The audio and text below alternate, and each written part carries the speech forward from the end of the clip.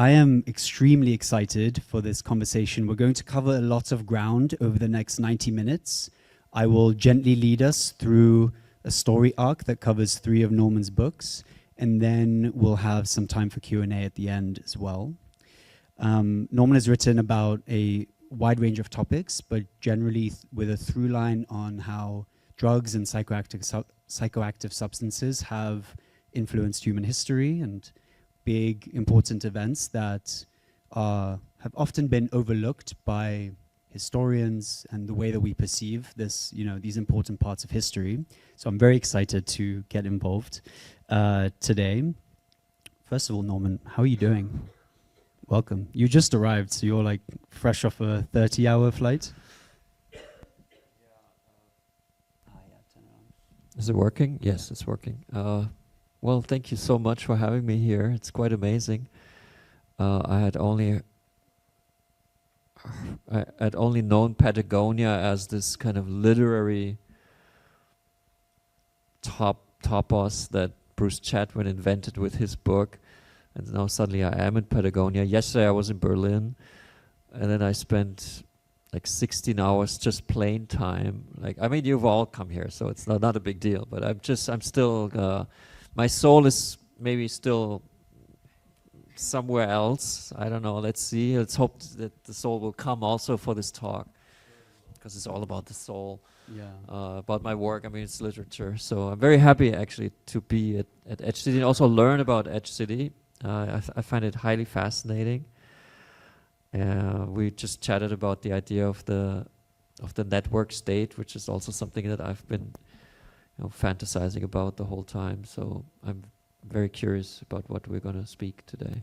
Yeah, I think we will meander our way through and end up there and have some ideas for kind of the future of the world. But I'd love to start maybe at the beginning of a book that you wrote, I believe, almost 10 years ago. And you had this interesting almost transformation where you were writing novels and then suddenly you found yourself deep in the archives in kind of Nazi history looking for traces of drugs in the Third Reich. And maybe you could just tell us how that began and then we can start from there. Well, I am a novelist, so I invent things, I write stories, and I published 3 novels when I was, started in my 20s, and they came out one after the other, and then I was about to write the 4th book, but I was living in Berlin, and suddenly I was taking a lot of drugs, actually, to be honest, going to clubs, because my best friend owned, and still owns, Club of Visionaries. I don't know if you are familiar with that club. There's someone up here that has been a fan in the audience. Club der Visionäre. So I've spent a lot of time in Club der Visionäre, not in the club, but only in the office. That was, it was not really an office. It was a very wild place. And I didn't write for like 12 years. No book was published. My father told me I should switch profession, and it's not going anywhere. And it really didn't go anywhere because I just started books, but I couldn't finish it because I already had the next great crazy ideas for the next book. But what I did, and this I realized later on, I really did proper drug research. I really understood drugs. It takes a while, to go really to the bottom of it, because then I was really ready when I asked, after like 10 years of not finishing anything, I asked my friend Alex, who is the brother of Gregor and a DJ, resident DJ at Club der Visionäre. I said, what should I write about? What will ever make a book again? He said, well, just write about Nazis and drugs. And I was like, but Nazis didn't take any drugs. And this came out of a deep understanding of National Socialism, because I have been growing up in West Germany, and we learned a lot about, at least we did learn a lot about National Socialism. Like, we were really educated, like the credo of West Germany was, this should never happen again. So we have to know what fascism is. So we get it, in school. We actually learned quite a lot, but there was never any talk about drugs, because no one really knew about it. But Alex said, no, they took drugs. And I said, how do you know? I mean, what's this? You know, you're on drugs yourself right now. He said, yeah, sure, I'm on drugs. But they did take drugs because this morning, or this evening, or last night or something, this was in 2010, a friend of his who is an antique dealer had bought an old medicine cabinet, and he just told me this like 2 days ago. I always thought it was from an old apartment, but he corrected me 2 days ago. I asked him, well, how does it actually, how was that again? It was a medicine, like a cupboard from an old pharmacy that this antique dealer, his pharmacy went bankrupt or something, and then he just bought like the old like furniture from this pharmacy in West Berlin, and it still had in 2010 original Pervitin tablet. I mean packages of Pervitin tablets, and this antique dealer, being a good friend of Alex, he took them because it said on the package that they contain methamphetamine. And this antique dealer said, well, methamphetamine but these were from the 40s. But he wanted to try if it's really like German chemical quality product, and they worked really well. And I met him actually. I filmed him a few years after after the book was already out. I met this guy for the first time. I only had heard of him from Alex, and he told me that he and his boyfriend took like methamphetamine for like a month from this pharmacy, and he said it was the best month we have ever had. Like we were so productive that we had the best sex, and then we partied, and because this is not crystal meth, basically this is methamphetamine. The German pharmaceutical company invented this in 1938, patented it, and it was like one pill had 3 milligrams of methamphetamine. It's still a bad drug, but it was a high quality bad drug, basically. But I only had heard this from Alex. So Alex also took it in 2010, and he said this is really like, was quite strong actually. So I became interested because I realized, well, there was a product in the 40s that contained pure methamphetamine. And this went against everything I had learned as a kid about National Socialism. So I Googled. There was not much on it, but there was one historian from a southern German university, and he had examined how methamphetamine was being abused by or used by the German military, and how that led to the successful Blitzkrieg campaigns. And he had concluded, and this is like just a two-page academic text, his conclusion was the Blitzkrieg would never have been possible without methamphetamine. And that was quite a radical statement, because no one in Germany had ever heard of this, and it's, no one in the world had ever heard of this, and it's a, big piece of, the puzzle of World War II. So I decided then to actually go meet that historian first, and he was very open about his research, and he said, yeah, there's a lot more, I just don't have the time. And he told me exactly where in the military archive of Germany to look for the files, because there was one professor responsible for the whole meth program for the German army. So I found everything. Like I was in the military archive for a few days, and I had like information that no one had ever seen before. And I thought, this is great for a novel. Like I'm gonna write like how the guys were in the tanks on meth, like charging into France, and how then it all crashed. And I mean, it's a great story. Tragic, real event, but great story for a novel, I thought. But then my publisher, and I wrote a 1,000-page novel. Like I was partly on methamphetamine myself because I wanted to test it. I'd never taken it before. I asked my weed dealer, I told her, can you get me meth? And she's like, no, that's bad stuff. I don't want to touch it. Then like a week later, she said, okay, I know a guy, and I have a gram for you. So I had a gram of meth. I thought of Paul Schrader, the author of Taxi Driver, one of my favorite movies, who had kept a loaded handgun in his drawer just to be like on edge while he was writing it. So I thought that this would be like my loaded gun would be like 1 gram of crystal meth. And I took it myself, which made me write a lot. And I also realized something, that it's not really good for writing, because you just produce a lot, but your self criticism is lowered because you feel like you have such a high. So it's not really good. So the novel was not so good, but it had 1,000 pages, and I presented it very proudly to my publisher, and he said, well, it's okay, you know, but he was really fascinated by the topic, obviously. He said, you have to write a nonfiction book. And I was like, kind of, for 2 days, I was like, not really happy about this suggestion because I thought nonfiction books are boring. And I had never written one. And I said to him, they're boring. And he said, not necessarily. Only German historians write boring nonfiction books. If you already look to England or America, there's already a trend of writing kind of fluent and novel-like nonfiction books. And then I kind of reinvented the genre and wrote a page-turning nonfiction book about Nazis and drugs. And everything in that book, Blitzed, has sources, is correct. It's like an academic apparatus in the book, but still it reads. It's a fun read. I think it's a funny story actually. That this is kind of the genesis of Blitzed.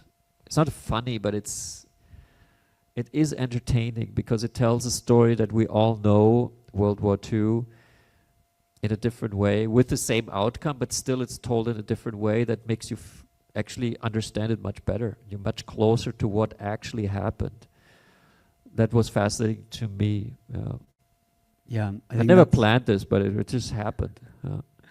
I think that's something that's been very fascinating to a lot of us who are interested in history, who've read the book, and you know, finding out that this is obviously a key part of the history and yet has never really been covered. And also, interestingly, your kind of academic thoroughness, even though you're not a historian, has been commended by some of the leading historians of the period. So just, yeah, you know, props to you for doing that archival research. And I thought every historian does that. I thought all historians always go to their archives, but later I found out no historian does that because it's too much work. They're too lazy. They just basically use other work and create their own work from other secondary sources. To actually go to the primary sources is like unusual. Maybe they don't have access to Pervitin or methamphetamine. I mean, I was stoned a lot in the archives, which is kind of nice because the archives are such kind of boring places in a way. But if you're stoned, it's like becomes a bit surreal, and the archivist really comes with the original documents, and also your fantasy kind of goes wild when you. Oh wow! All right. So let's talk about what you found in the archives. Let's talk about the history. It's, you know, it's about to be the invasion of France, and I think something like 35 million tablets of Pervitin are ordered by the military. So maybe run us through what's happening there. How did that begin, and what was the outcome during Blitzkrieg? I mean, the interesting or the irony of the story is that the Nazis actually did portray themselves as teetotalers. Hitler was the cult around Hitler had always this focus that he had no private life, was totally drug-free, didn't drink alcohol, was a vegetarian, was just like a saintly servant of the German people. That was the propaganda, and the Nazis officially were an anti-drug government. They were actually the first anti-drug government in the world, basically. I mean, you could say that the Catholic Church, and we come later to Stone Sapiens, which is like a broader view, but Catholic Church also was an anti-drug regime already, you know, much earlier. But in the 20th century, the Nazi Germany was the first modern state that had a very strict anti-drug policy. And then they took all these drugs. That's kind of the irony. Because they were obviously a capitalist type performance-driven society system. So when in 1936, during the Olympic Games, an Afro-American athlete named Jesse Owens won, I think, 6 gold medals and was faster than the German superhumans. There was rumor that he must have been on something. The 36 Olympics were the last Olympics without any doping checks at all. You could basically take whatever you wanted. And then, so they said, like, and Benzedrine was already on the market. Benzedrine is an American amphetamine. So, and there's never proof that Owens actually took Benzedrine. Maybe he did, but it's no one ever proved it. But there was the rumor, and then this German chemist, he said, this can never happen again. We must invent a better amphetamine, and he invented methamphetamine. I mean, it had been already synthesized in 1917 in Tokyo, but he found, and he researched this, no one knew about this, it's just a Japanese chemist once made methamphetamine, but nothing came out of it. So the Tembler company in Berlin with his chief chemist Hauschild, he found a new way to synthesize methamphetamine. It came onto the market in Germany. It was a big success because it was like today, now we all drink coffee or something, you know, every day we take something to increase our performance, or most of us anyhow. And in Germany there was nothing really on the market. Germany didn't have many colonies compared to other European Western powers especially. So coffee was not really available, and suddenly there was methamphetamine, and it became hugely popular in 1938.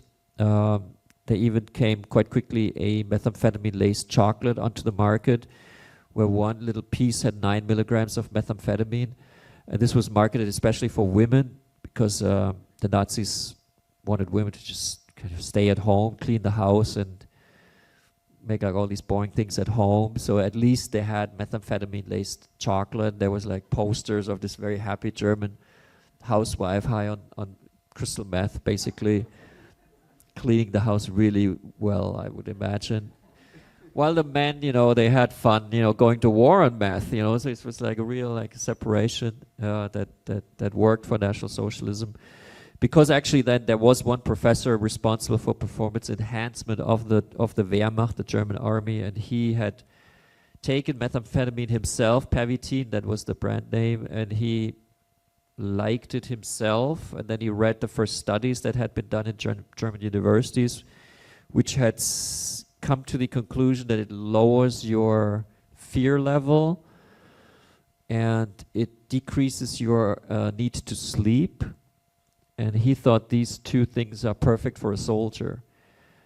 And it's actually still being used today by, you know, I've spoken with, like, I took in the summer, I took Ibogaine with US Special Forces vets, and they had told me that they also, when they had to go on longer missions, they always take an amphetamine, not maybe necessarily methamphetamine, but these amphetamine stimulants are very good, not good, but effective for soldiers. So the German army really got into it, and they got into it at a point when Hitler, who was determined to attack the West, was again and again confronted with the resistance of high command, because the people in high command in Germany were highly intellectual, rational Prussian generals who said, we don't have a strategy. There's the French army. The French army was supposed to be the best army in the world, and the British military, also very good military. They together, they will of course win against us, same as in World War I. So what's the strategy? But Hitler just had this like obsession. We have to attack in the West after beating Poland. Now we have to beat the West.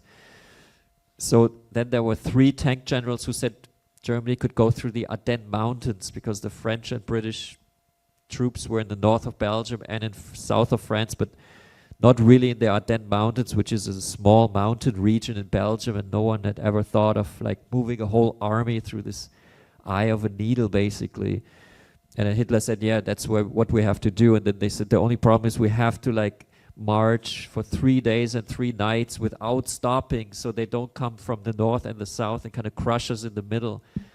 So how is this possible? Because a human being cannot stay awake for 3 days and 3 nights. We have to rest at night.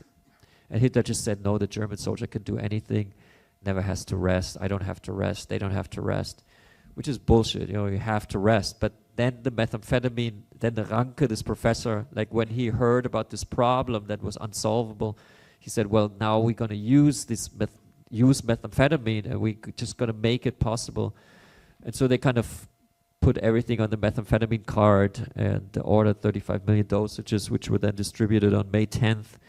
So May 10th, there were millions of German soldiers, especially the tank soldiers, swallowing methamphetamine, and then the advance was very successful. They actually, the tank general Guderian, who was one of the three next to Rommel, these three tank generals who invented this plan, he said to his men, I asked you to stay awake for 3 days and 3 nights. You actually stayed awake for 17 days and 17 nights, which is probably an exaggeration, even on meth. You know, my friend Alex, the DJ, he can do like 5 days and five nights.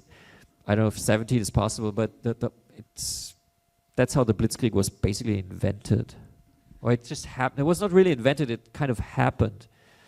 So they stumbled into this like strategy, and it really worked out. And I described this in the book, and no military historian had ever described it this way, that had ever figured this out, basically, how it worked. But then they said this is exactly how it worked. And you can actually see in the archives like how many pills were distributed, in which way to the medical officers, and which divisions were taking how many pills. It's very well documented, because the Germans are very, very good at documenting everything. There was a tank general, Rommel, who you mentioned. He eventually became the Desert Fox in the North African theater, but he was part of this push, and I think he and his crew were particularly big fans of Pervitin. And I'm curious if you could maybe touch on that, but also just what is the experience of, you're young, you're in a tank, you're invading Belgium and France, like that must be a pretty crazy thing. Were people writing letters home? Were they describing this? How did it go? Well, human beings don't really want to kill other human beings, and also even Germans don't want to invade like foreign countries all the time. It's a very unnatural thing to do. And I read quite a few reports about like depression just before May 10th. No one wanted to go to war. Like the morale was really low, because everyone thought it's going to end like World War I, when there was just a stalemate for 4 years. They were in the trenches, and it's like totally senseless and totally ridiculous. And so no one wanted to fight.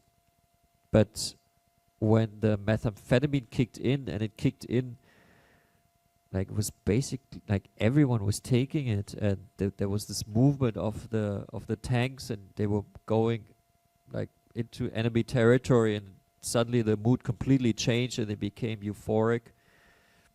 And also on methamphetamine, you it's not like on a psychedelic where you broaden your consciousness or your horizon, you narrow it actually, so it becomes narrow, and then you don't question. I mean, they didn't question it. They were like 18-year-old German guys, already indoctrinated anyhow, So they just went with it. Like they just went with it, and they were successful, and they kind of got into like the intoxication of warfare.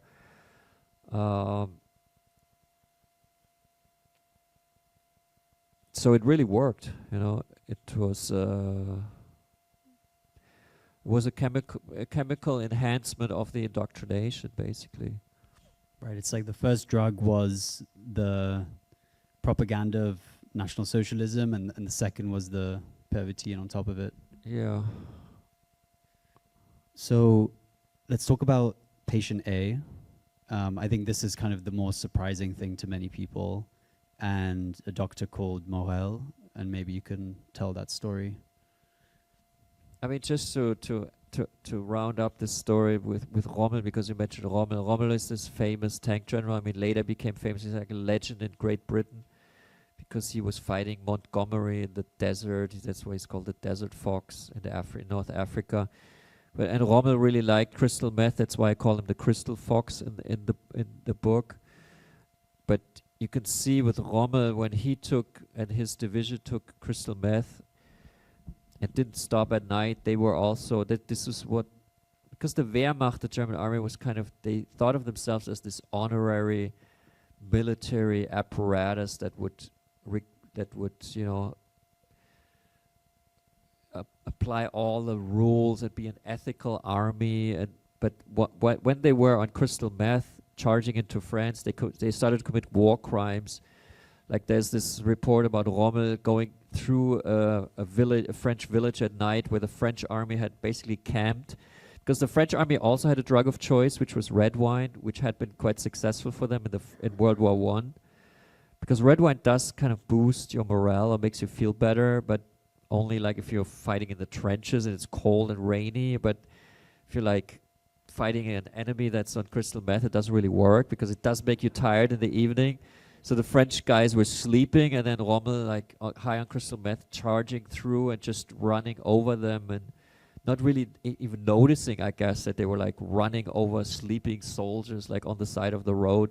So this is when it kind of changes, and war crimes start to happen already in France. And then when Germany invades Soviet Union, this is when the army really becomes a criminal or terrorist organization, I would say, and commits war crimes like non-stop. Yeah.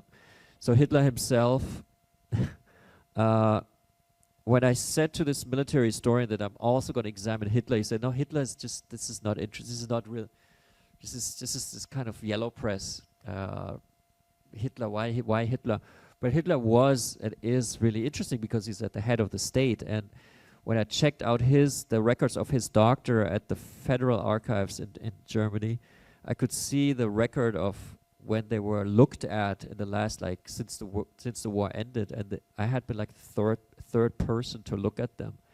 So Hitler being the most examined historical figure in the world, having this doctor that was with him every day, and he spent more time with Morel, his personal physician, than with any other person. And Morel, like, meticulously makes notes of every day he spent with Hitler and what he gave and what he injected at what time and what military decisions had to be made or what other decisions, and how Hitler was before the injection and afterwards.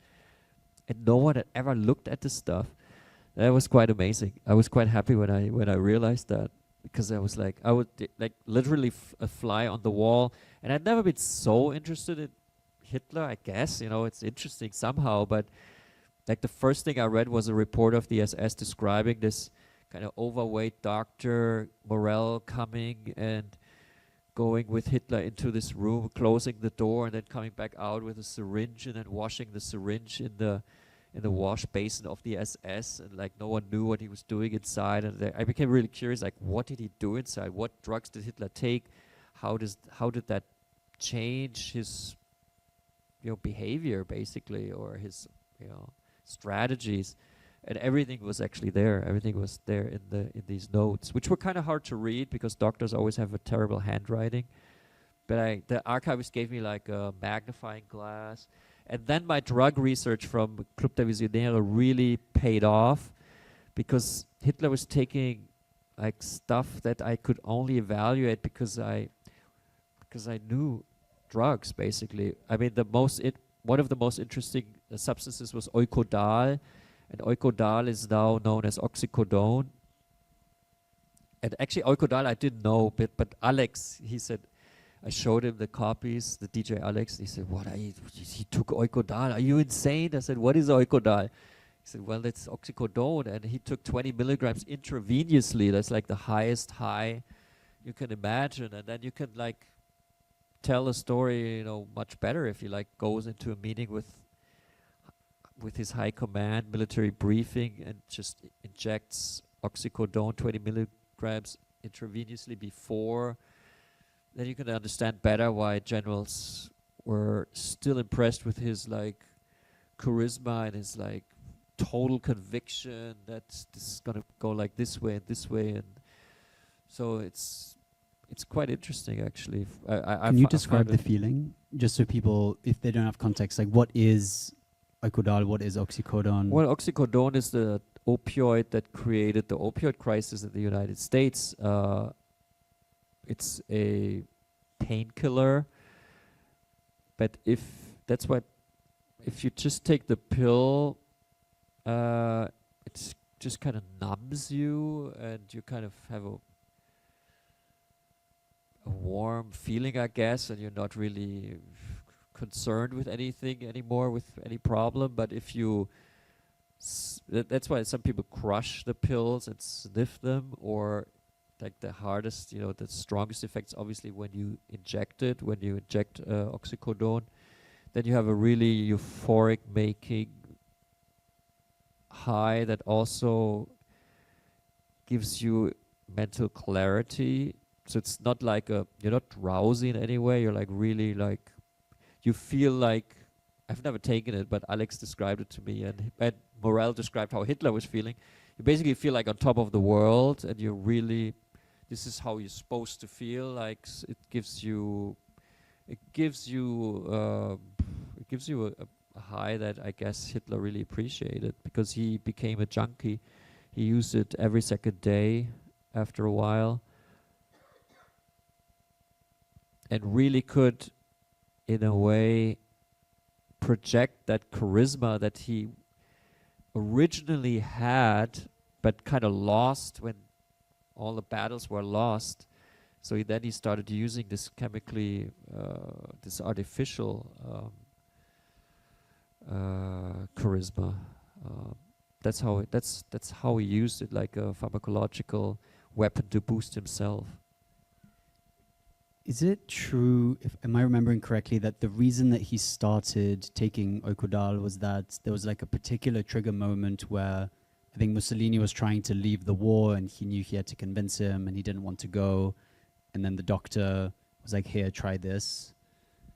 Yeah, this was in 1943 in July. And Morel, the doctor, was not really, he was not a pro-opioid kind of guy. He was just a doctor that believed that through medications you can improve someone's performance. He was a VIP doctor in Berlin. He would like give actresses or like anybody who would pay his high prices, he would give injections. Basically, it was an avant-garde Dr. Feelgood.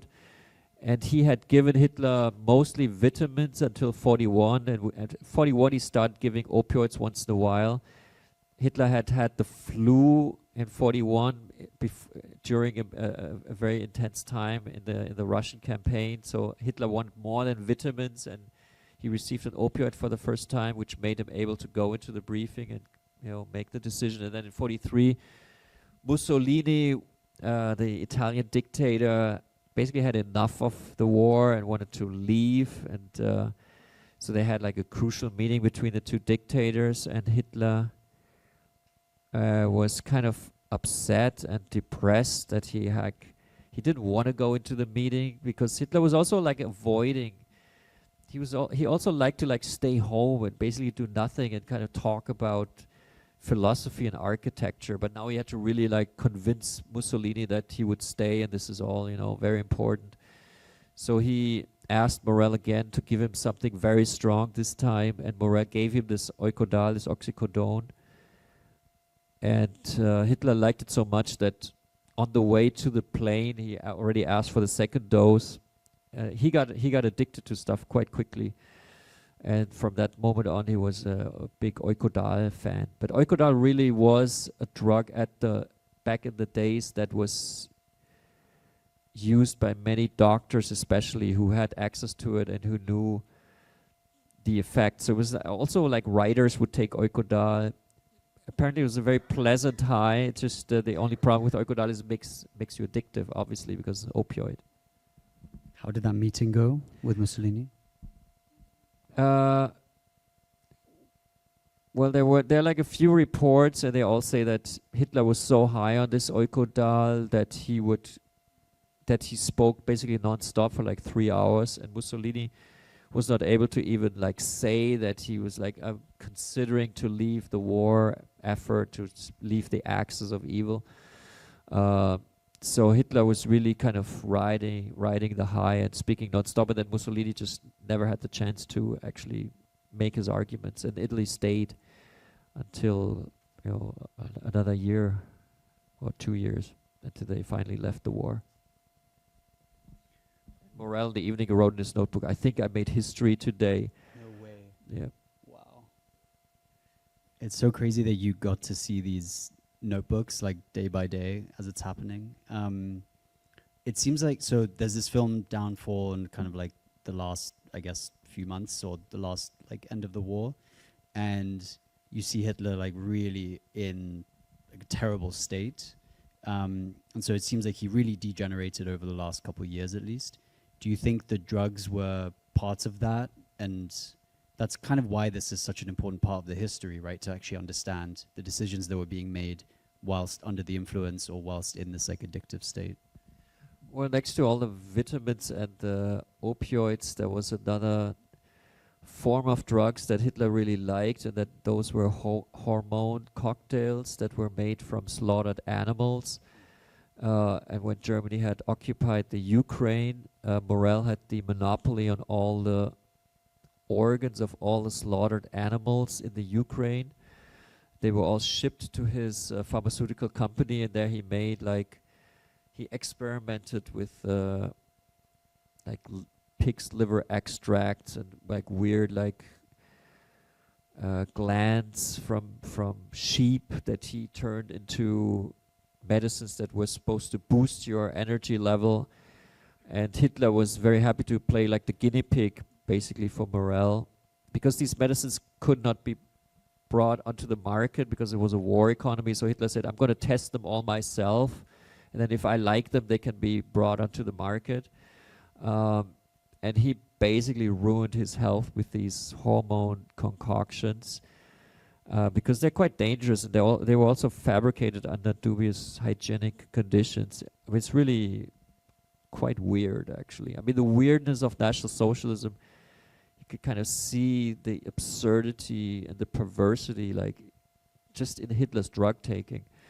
So he basically self-ruined his health. National Socialism also being, fascism being a self-destructive system because it's full of hate towards the other.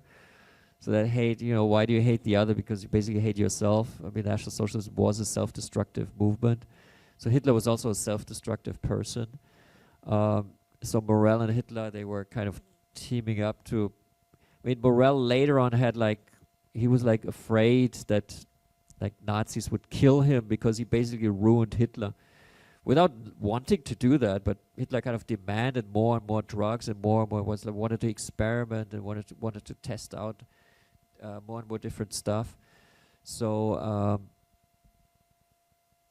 what was your question? I'm sorry. Just around the degeneration of it and kind of those. Yeah, right. For me, it's pretty clear that the degeneration of the health came from this self-medication.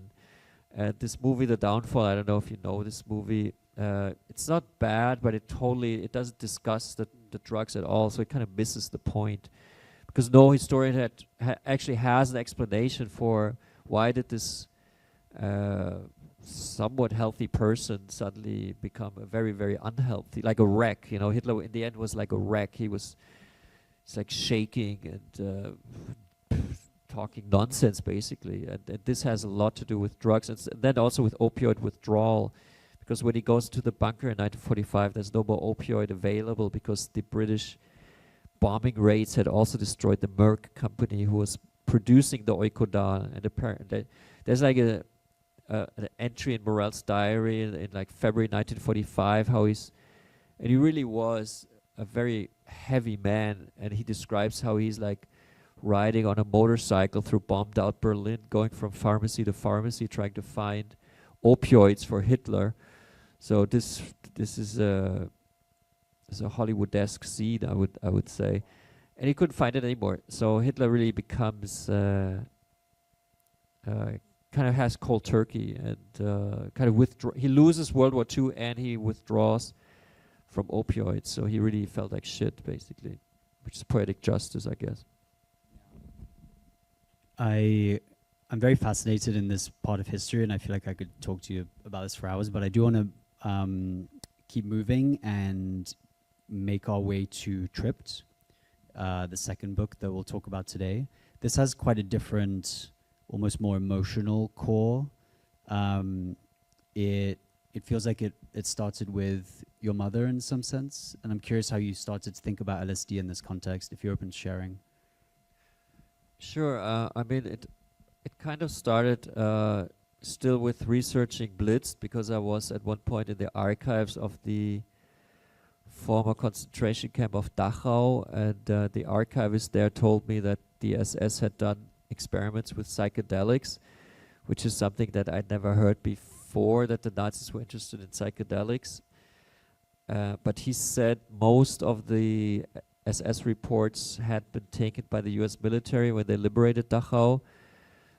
So I thought, this is actually interesting. I would like to find out more about this, but I didn't have access. I didn't see these papers yet. So this started a next book, Tripped, which is basically the story is about why did LSD not become a normal medicine, like what went wrong. I was curious about the very early years of LSD development, and why did the Swiss pharmaceutical company Sandoz, one of the world's leading pharmaceutical companies, why were they not able to bring LSD onto the market?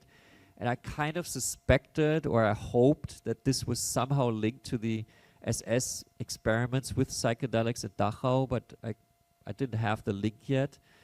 So I just started researching LSD, and as I was planning my trip to the archive of Sandoz in Basel, Switzerland, I came across a white paper of Eleusis, an American startup company developing or trying to develop psychedelic compounds into medicines. They had found in a phase 1 study that low dosages of LSD seemed to work against Alzheimer's, and my mother is suffering from Alzheimer's. So I discussed this with her and with my father. And my father had been the vice president of a state court in Germany, a very high judge, a man of the law, how he describes himself, not a drug person. But I still kind of said, why don't we use, LSD? And he's like, well, why, if it's helpful against Alzheimer's, why is it not in the pharmacy then? I said, this is exactly what I'm working on for my new book. So he said, okay, then I would be quite interested in your new book. Like, what is the true story of LSD? Why did it not make it into the pharmacy? Because I have to believe that it's dangerous, otherwise it wouldn't be illegal. So I went to the archives of Sandoz, which is now Novartis, one of the biggest pharmaceutical companies in the world. And it wasn't very easy to find the evidence, because it is a company archive, and in contrast to public archives, there's no find book. And this might sound like, so what does that mean, find book? Find book is basically the table of content of an archive. So in a public archive, you have the complete overview what's in the archive. The find book might be like 1,000 pages long, because some archives are huge. It's usually you access it through a computer, but at Novartis there was nothing. And I said to the archivist, so how can I find what I'm looking for? Because I want to see why LSD was not being turned into a medicine. And he basically said, you have to ask me, and I will look in the archive, and I find whatever I find, I give it to you. So that was it's a very frustrating situation, because I realized I had to, I mean, if you're interested in LSD, you probably know that Albert Hofmann discovered LSD in 1943, kind of by accident. He was the leading chemist of Sandoz. But his papers have been examined. Like, there's a famous bicycle ride, like he takes it, then he experiences the first LSD trip, and he rides back home because he's like a bit disoriented, quite disoriented actually. But this doesn't really, and Hoffman was always interested in LSD. Oh, he was always pushing for LSD to become a medicine. But the guy who actually did not make it, was not helping him, was the CEO of Sandoz, which was Arthur Stoll. I realized this at a point when I'd read all of the Hoffman papers. The archivist gave me all the Hoffman stuff because he gives that to everybody who's researching LSD, but you don't get very far. You just read, how Hoffman discovered it. And I wanted to read the papers of the CEO, and he was like, no, I don't have time. Like, he was kind of not wanting to show those to me. And then because we discussed this beforehand, this is kind of a funny scene in the book Tripped, because I just say to him that I asked him, do you want to see LSD actually? The archivist, he's like a Swiss, employee of the company. They said, well, LSD, it's illegal. I've never seen it. Yeah, sure, I would like to see it, but where would I see it? It's illegal. I mean, and I said, well, I have some with me, because I had just bought some, for my mother already. I was sure I could convince my father and my mother to try it. So I had it with me, and it actually it was given to me by a friend of mine in Zurich at the train station. It had the old logo of Sandoz printed on the paper, which is a coincidence. So I showed this to the archivist. He's like, what? It has the old logo of the company. How is this possible? And then I actually said to you, well, I give you one. I gifted him an LSD trip, and I said, you could put it in the archive here, so at least you have like one trip. And he thought that was funny. And then he said, so, okay, what do you want to see? And I said, well, I want to see the papers of Stoll. That Stoll was the name of the CEO. And he said, okay, I'll bring them to you. And then when I looked through the papers, I realized that Stoll had one best friend since the 20s that he always corresponded with, a German chemist named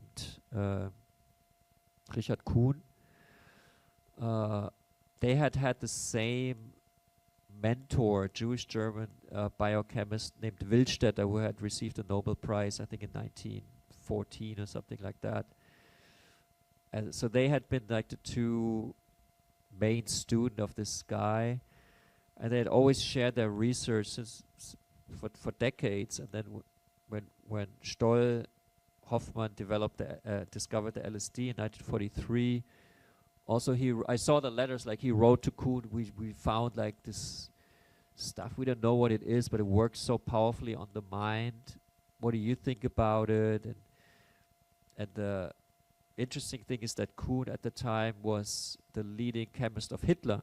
He was researching in Heidelberg, and his job was to find a truth drug for the Nazis, because the SS had run into problems not being able to extract all the secrets they wanted to extract from the enemies, even when they applied torture. So the idea was, we're going to apply a truth drug. So Kuhn, when he heard about LSD, he became very interested and actually requested LSD. And I found a letter then where he thanks Stoll in October 43 for receiving 0.5 gram, which is not so little actually, because LSD works in such small quantities. And that LSD then kind of makes its way to the concentration camp of Dachau and makes its way to these SS reports, which then are discovered by the American military when they liberate Dachau, which then leads the American military to their keen interest in LSD, because American military was interested in all the Nazi research, basically, especially nuclear weapons research, but then also, biochemical research and pharmacological weapons research. This is why then the CIA, which was formed in 1947, became very interested also in LSD. And this is actually the reason why LSD Sandoz was not able to put it onto the market, because the CIA, one guy from the CIA named Sidney Gottlieb, who created the MK Ultra program, flew to Basel and met Stoll in the CIA, in Stoll's office, and basically said, "This is not gonna go on the market. We're gonna exploit that, because we're gonna use it as a mind control substance now." That's kind of the story of Tripped in a nutshell. So just to wrap that up, there's this kind of like fascinating almost accident of history that when at the exact time that LSD was invented by Albert Hofmann, his CEO Stoll was, still in contact with the chief chemist of the Nazis. He shared this new invention with the Nazis. At the time, they were very interested in a truth serum. That's how the Nazis got it, which is how 2 years later the Americans got it. But the Americans saw it through the lens of, oh, this is like some potential Nazi truth serum. We might need that too in our upcoming fight, because obviously the Cold War had already kind of started. So that they saw it through this lens, not through like, oh, this could be a medicine, this could be, you know, something else interesting. They thought this was, okay, let's try this in our own MK Ultra experiments. That's what the research shows. I mean, maybe there's even a bigger story behind it, and Kuhn was already kind of wanting Sandoz to develop LSD, but I didn't find any evidence for that. So it seems to be a coincidence, actually. Not a conspiracy, but a coincidence. But at the same time, I mean, there was legit LSD research from the mid-40s all the way to into the 60s.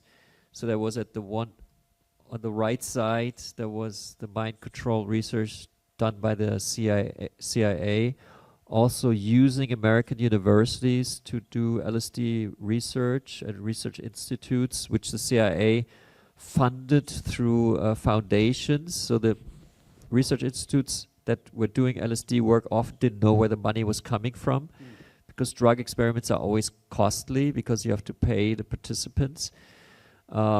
But so the CIA was able to kind of shape what questions were being examined. But there was also free LSD academic research going on, which was very valuable. But in the end, Sandoz was just not allowed, basically, by the CIA with their partner organization, FDA, which controls, you know, what substances are allowed and which are not, and FDA and CIA work together. Sandoz was not allowed to bring LSD onto the market, so it never really had, you know, it never got the chance to become a mental health product. And then other mental health products, antidepressants and antipsychotics and all these things that are still on the market, you know, came onto the market. Yeah, that makes sense. So let's talk about MK Ultra. Like, what was that? What was that program? How did it develop over time? What were the experiments they were running? And then maybe let's tie it into like the context of the 60s and the, you know, what became the counterculture movement. Well, John Lennon once said we have to thank the CIA because they brought us LSD. I mean, LSD was an obscure substance, you know, even has a weird name, you know, no one knew. I mean, what is LSD? LSD might be completely unknown if the CIA had not popularized. That's actually true, which was not really the intent, you know, probably not. I mean, Frank Zappa thought that was even the intent of the CIA to actually make it popular, because that would prevent people who are against the system to become really like socialist fighters against the system. Like they were all just, you know, taking acid and making love. But I don't know if the plan went that far. I think it was kind of, I think the CIA opened Pandora's box and LSD spilled out and then couldn't be stopped anymore. And I actually think there is a value in the counterculture movement. I think it really opened up a lot of doors, even if it didn't lead to an actual revolution in the United States. At least it led to a cultural change that was also quite important. And I don't think the CIA really intended that. What the CIA did intend was to basically the same as what the Nazis were trying to do, was to create a tool to control people's minds, which never really worked. I mean, that's the nice thing about the whole thing, is that MK Ultra was basically a failure because you cannot use LSD as a tool to control people. I mean, not in the kind of naive sense that I give you LSD now and then after half an hour I can ask you and you would like tell me everything I wanted to know. It just doesn't work that way. But they didn't know that. They just knew it works very powerfully on the mind, and the Nazis believed it would work that way. So they designed all kinds of test like series, like could you alter someone's sexual orientation? Could you destroy the ego of someone by giving someone a lot of LSD, which might be possible? You know, could you minimize the self-worth of a person? Like they made they made a lot of experiments on unwitting American citizens, actually, in a way, really continuing the SS tests that the SS did on inmates in the concentration camp. The CIA did it on free Americans in the United States, especially it started at Harvard University. So MK Ultra is a unethical program of human experimentation designed to create controlling techniques. A lot of the files have been destroyed by the CIA, so we don't really know. Well, we don't know everything that went down. Just some stuff survived. Like they created safe houses in New York City, San Francisco, and one other one in the Bay Area across the water, San Francisco. Like in New York, it was in the Greenwich Village. In the 50s, they had an apartment. The CIA operative would invite people from like bohemian bars to come up to a private party and like slip LSD into the drinks, and then there was someone behind a mirror kind of examining how people would change after they take LSD. So stuff like that, kind of really stupid, but very harmful, I would say, intelligence work that traumatized quite a lot of people without these people really knowing, because they had no idea what was happening to them, and also they were never educated. So I guess people would just thought they would go insane for no reason whatsoever. It's not really. I think that MK Ultra really did a lot of damage in the United States because it was quite a big program.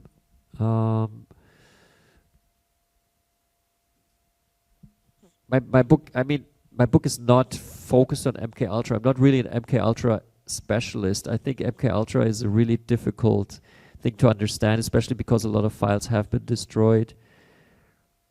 There's a book by John Marks, a historian, The Manchurian Candidate, I think it's called, that goes more into detail if you're really interested in that. Yeah. Maybe touch on the kind of the broader context of the war on drugs. It feels like we lost, many decades of potential, beneficial efficacy research with things like Alzheimer's. And what's your kind of perspective on that now in hindsight, with obviously the like very strict, illegalization of all psychedelics, and then how it seems like we're starting to come out of that period of illegalization?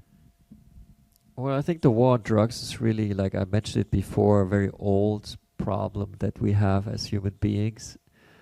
And that kind of touches also the new book, Stone Sapiens, which is a broader look on how drugs have always been with us, including it being influential on the evolution of human beings and of our brain, especially the frontal cortex. And then drugs were always, like especially after the end of the Ice Age, there were always drugs around. This is what is called in the Immortality Key the religion without a name. I mean, people have used substances to stimulate their big brain and to develop abstract language and to create bigger groups, and it's always been very beneficial to sapiens. It's actually, I believe, what kept us from extinction was our smart way of using drugs, psychoactive plants. But then there always comes the problem that these plants or then products made from these plants, drugs, become quite valuable and also sometimes hard to use. And also they are, not undangerous, some of them. So there evolves like people who have knowledge about these things or have the power to control them. And this is basically the war on drugs, when hierarchies are created since the beginning of time, basically, because of the drugs. So the drugs they're helping us, but at the same time they create people who control them, and that creates hierarchies, which is not good.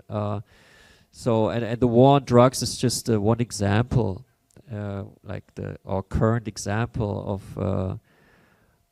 of how a society goes wrong in handling in handling drugs, because right now we have suffering all over the world due to the war on drugs.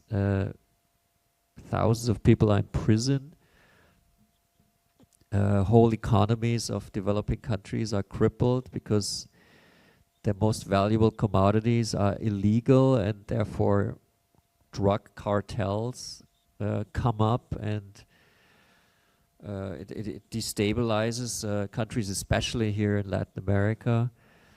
So this is war on drugs. War on drugs obviously has to stop, but if we think of moving beyond the current Goliath of the nation-state system, we have to, obviously include the end of prohibition into that scenario.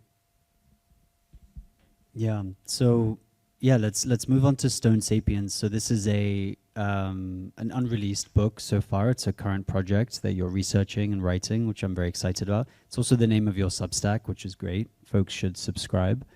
A couple of interesting aspects of that kind of prehistory. So you mentioned that it seems, so there's the stoned ape theory from, I think, Terence McKenna, which I think is interesting. Maybe you can explain what that is, if you align with it or not.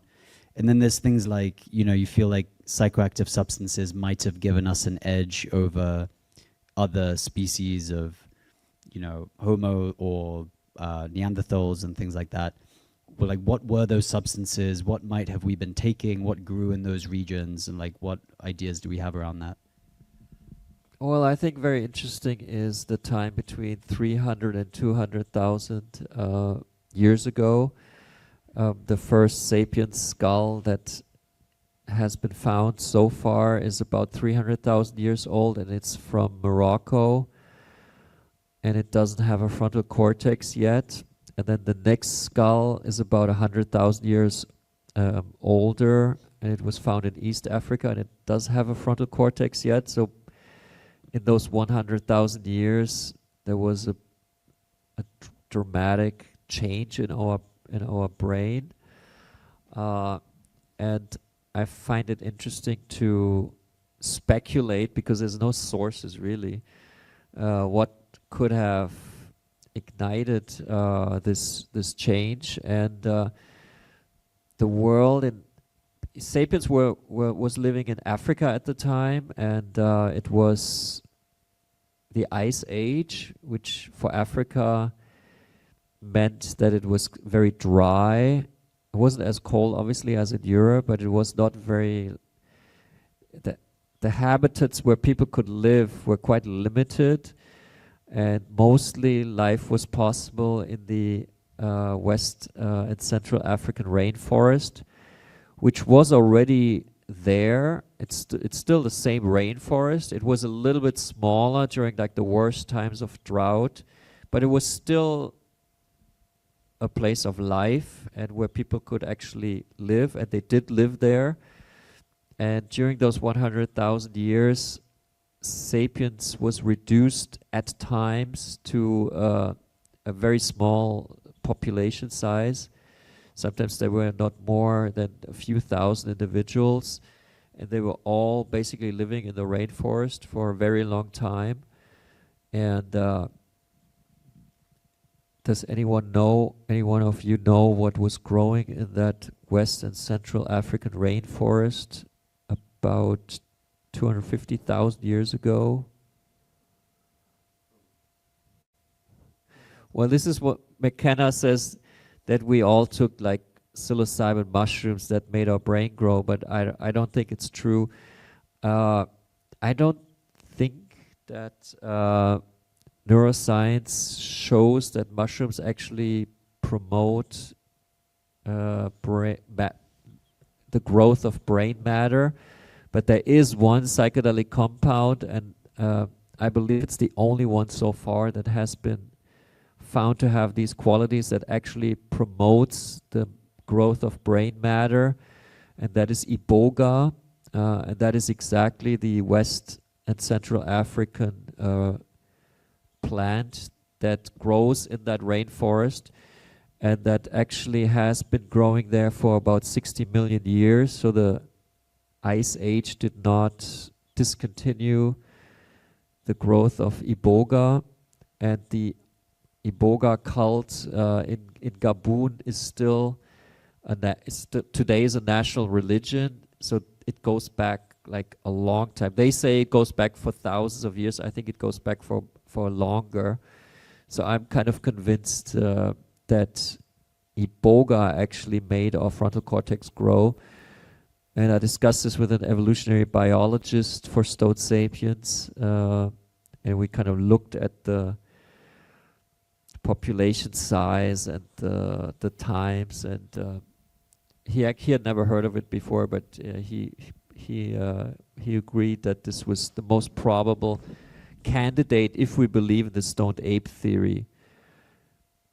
And I think a lot speaks for the stoned ape theory, because nutrition is of great importance to our development. So I think it's this, and I discussed this with Dennis McKenna, the brother of Terence McKenna, at a conference, the MAPS conference in Denver, and he was totally shocked. He said, "No, it was mushrooms. It was mushrooms," because he's trying to defend the legacy of his brother.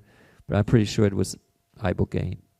Ibogaine is the most powerful drug, I think, that exists on this planet. What does Ibogaine feel like? Have you tried it? I actually have tried it. It's they call it the Mount Everest of psychedelics. So I was a bit in awe before I took it, and it does require preparation, and it can also kill you because it has an effect on the heart. So if you have a heart problem, you shouldn't take it. So you should only take Ibogaine in a very controlled setting. I took it in an Ibogaine clinic in Mexico called Ambio, together with the 5 U.S. Special Forces vets who were all suffering from traumatic brain injuries. It was quite weird, actually, because I never, I'm very different from U.S. Special Forces vets. But we became really good friends over these 5 days of taking Ibogaine together. And one of them, I really liked this guy. I mean, I liked all of them, but he was really a sweet guy. And he had received a bullet in the head in Afghanistan and had for 14 years suffered from severe migraine every day, and depression and substance abuse and everything that comes with it, and like his wife suffering with him, and we took Ibogaine. We took it together. It lasts for the whole night. You take like these capsules of Ibogaine, and after like 1.5 hours, suddenly the Ibogaine starts working, and you can just like lie down and kind of let the Ibogaine. I closed my eyes and I saw how the Ibogaine. I really enjoyed it. People are not so, like, some people say it's not the greatest trip because it's a weird trip. It's not like a psychedelic, not a typical psychedelic, but it's more like it goes into your brain and it kind of heals your brain. I mean, at Stanford University, they made experiments made brain scans of vets also before they took Ibogaine and right after. And they came to the conclusion that it raises your IQ by 7% on average, and it restores all the neuronal pathways that have been like destroyed through traumatic brain injuries or through trauma or through whatever substance abuse. So Ibogaine seems to kind of know our brain. It's a very mysterious medicine, and I'm also friends with the leading Ibogaine researcher in the world, Dalibor Sames from Columbia University. He also he's like, for 10 years, he's examining what actually Ibogaine does in the brain, and he calls it matrix pharmacology. So Ibogaine kind of goes at all like it touches all parts of the brain at the same time, and that's why you only need to take it once to get rid of all addiction. Like if you have an opioid addiction, you take Ibogaine once, and it immediately goes to those circuits that always lets you take the drug. Also nicotine, or I have mentioned it before. I was a big cannabis user, and I still think cannabis is a great drug somehow, but I actually use it every day.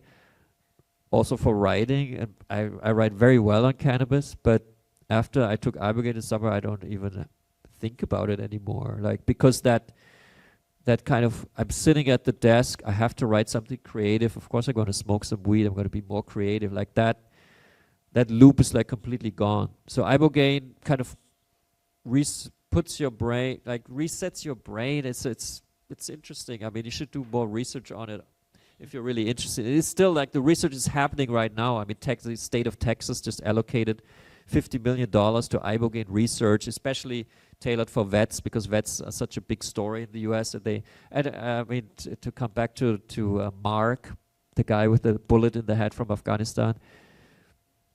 Like the day after Ibogaine, he stayed in his room, and we're like, what's going on with him? Then he just came out in the evening. He just said, I just can't believe it. I don't have a migraine anymore. And I'm still in touch with him, and he's totally fine. So the Ibogaine seems to have restored, like, his quite severe, head injury. I can only come to the conclusion that it's a really well-working medicine. And I think that this medicine has been with us, with people in Africa from the beginning of time, and has actually made us smarter and made us being able to make these very early human beings between 300 and 200,000 years ago, made them be able to develop abstract language, to actually develop the frontal cortex, develop community, develop ritual, develop culture. So I'm kind of a believer in this Ibogaine story. Like the stoned ape theory comes with Ibogaine in my book Stoned Sapiens. So you feel that because it was a core part potentially of our evolution, that is why it's such a core medicine that seems to know our brains so well? I think so, yeah.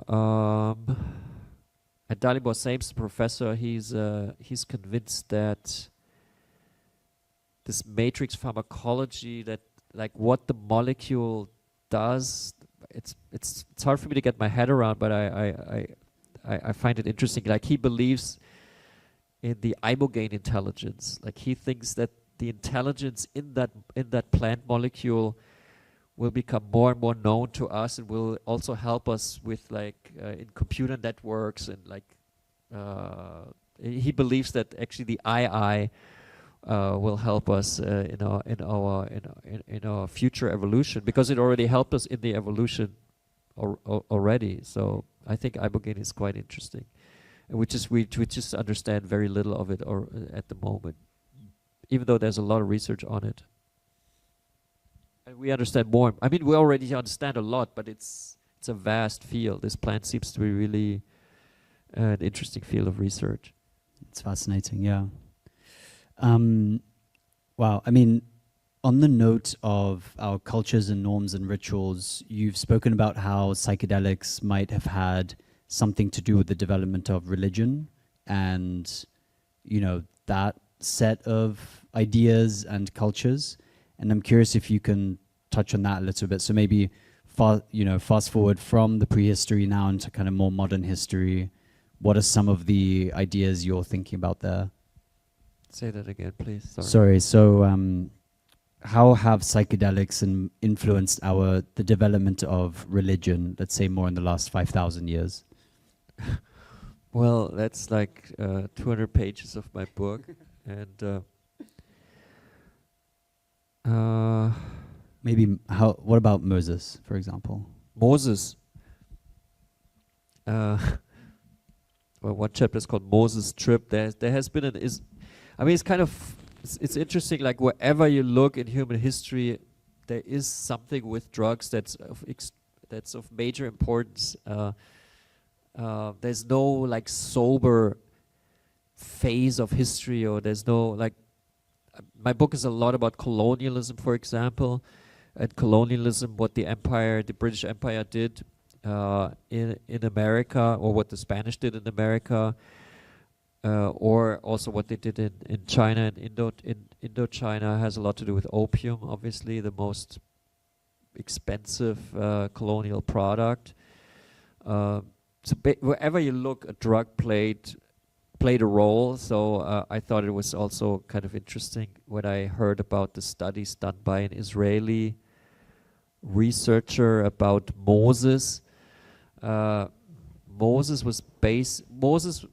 was living in Egypt, and he killed a man in Egypt. Like he was a Hebrew was beaten by an Egyptian. Then Moses stepped in and killed that Egyptian, and he was running away from the law basically. And he was with friends in the Sinai desert, kind of on a psychedelic retreat, you could say. Like they had been fasting for I think 14 days or something.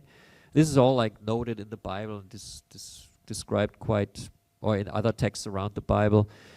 And then they were probably using acacia. I mean, it's not 100% clear, but like this researcher kind of, from everything, how it's described, like how the trip started, and then Moses separated from the group and went up the mountain, and there had the auditory hallucination of, you know, hearing the voice and seeing the burning bush, which was not burning, and then returning and kind of believing, like either believing that what he experienced is really valuable, or like thinking that I'm going insane, but then kind of believing that it's really is of value what he just experienced, and kind of relating that to the others who were not tripping as hard, basically. Also with DMT, acacia has DMT, and the acacia that is growing in that region is mentioned like 20 times in that biblical text. So that's how he kind of concludes that they were like really using the acacia for this ritual. Also doesn't work as strongly on everybody. Like if you've taken ayahuasca, some people are really tripping very hard, while others are hardly feeling anything. And Moses was really feeling a lot because he had a lot to work through, having killed this guy, and so that's Moses' trip. Yeah. But also the church in general, and the Jewish religion actually has quite a liberal handling of drugs, more liberal than Islam and Christianity, because probably unconsciously or even consciously from, you know, scholars, you know, drugs seems to have played a role in the genesis of that religion. So it's kind of honored or not as ostracized as by the other two religions. Yeah, that's interesting. Cool. Well, last question from me, and then we'll open it up to some questions from the audience.